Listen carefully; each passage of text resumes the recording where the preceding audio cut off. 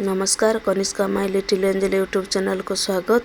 चलतु आज प्रस्तुत करवा तमिल गोटे रेसिपी मीन कलम। प्रथमे भिडियोटी फास्ट रु लास्ट पर्यंत देखंतु किपरि रेसिपीटी तैयारी होउची।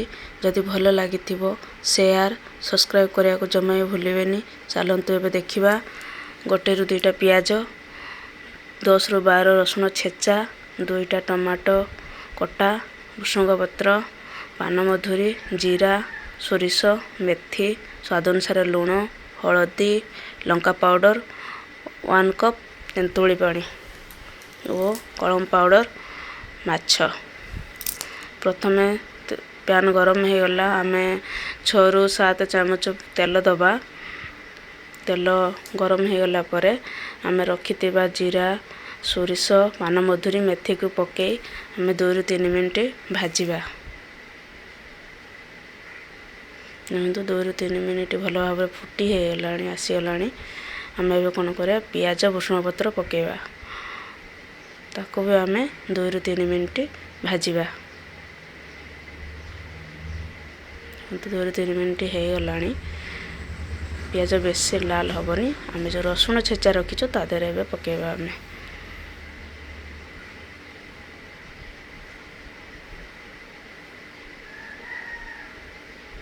देखो 2 रु 3 मिनिट हो गला।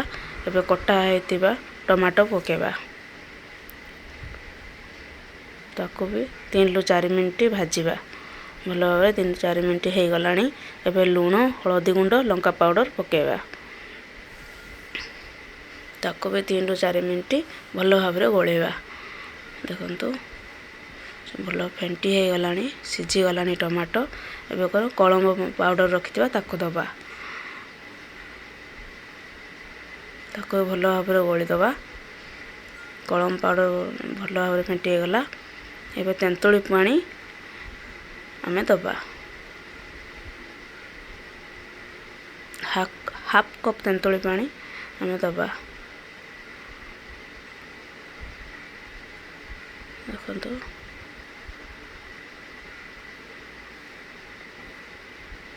एबे कौन करवा आम गोटे कप पानी दबा।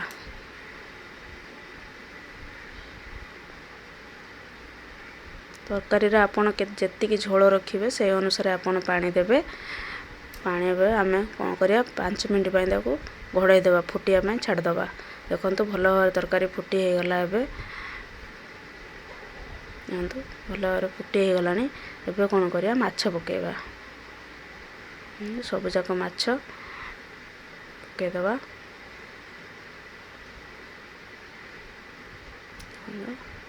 तमिल रेसिपी बर्तमान माछ भजा हुए नी। आमर कंचा माछ तमिल रेसिपी पकाती मीन कलम। अब कौन करवा माछ पकेला परे आम ताकू 2 रु 3 मिनिट घोड़ाई रखीदबा। 2 रु 3 मिनिट हो गला। आम घोड़णी खोली देखा। देखो माछ सीझी भी जाइए, फुटी गला तरकारी भल भाव हो गला।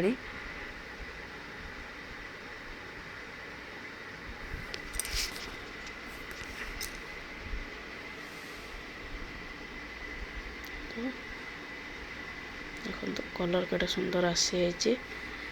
मीन कलम प्रस्तुत हो गला।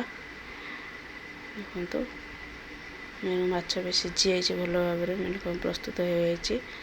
तो भिडियोटी आपन को भल लगी लाइक, कमेंट, सब्सक्राइब करने को जमा भी भूलें। रही नमस्कार।